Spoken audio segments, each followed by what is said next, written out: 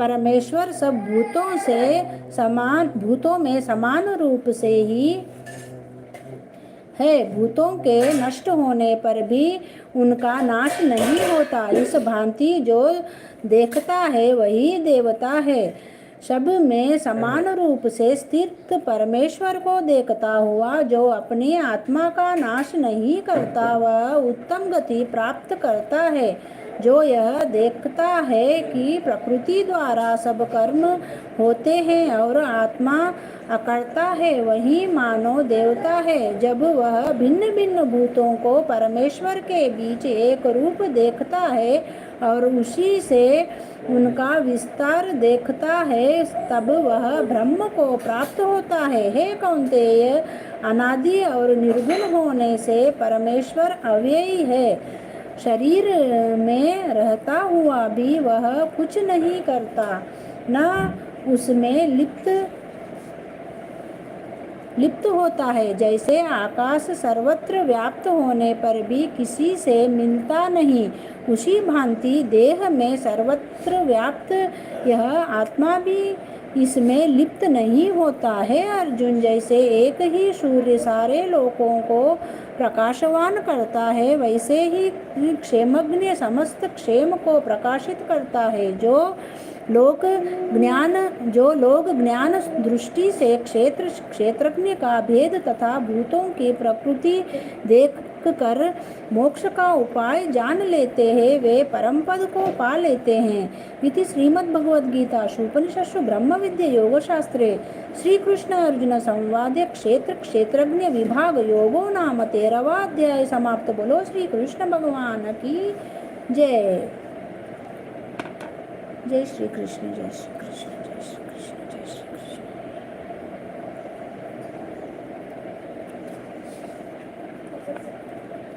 13वें अध्याय का महत्तम।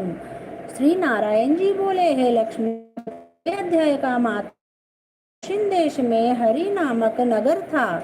वहाँ एक व्यभिचारिणी स्त्री रहती थी। एक दिन वह पुरुष को अपने वचन दिया कि मैं अमुक स्थान में तेरे पास आऊंगी, तुम वहाँ चलो।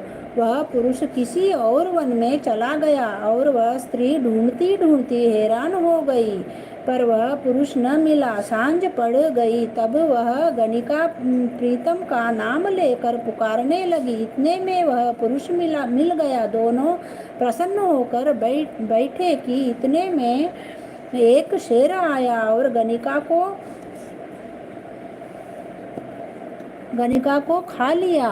तब देवदूत धर्मराज के पास गणिका को ले गए। धर्मराज ने हुक्म दिया, इसको चांडालनी का जन्म देवे। श्री नारायण जी कहते हैं, हे लक्ष्मी, उसने गणिका की देह त्याग कर चांडालनी की देह पाई। कई दिन पीछे वह एक दिन नर्मदा नदी के तट पर चली गई। वहाँ क्या देखा कि एक साधु गीता जी के 13वें अध्याय का पाठ करता है।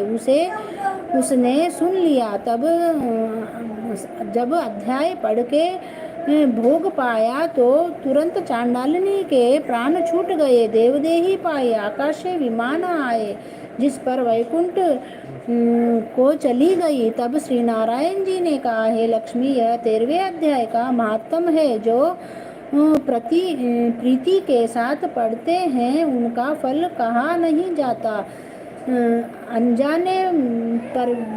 अनजानेपन से भी पढ़ते हैं तो परम धाम को प्राप्त होता है। बोलो श्री कृष्ण भगवान की जय। जय श्री कृष्ण, जय श्री कृष्ण, जय श्री कृष्ण, जय श्री कृष्ण, श्री कृष्ण गोविंद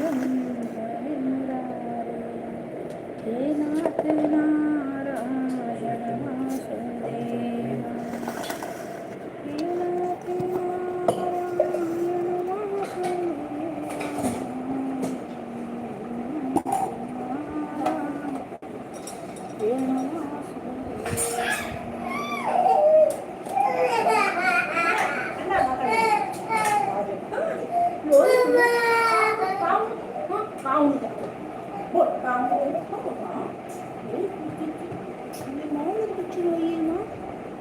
मेरे गुन्नू रोई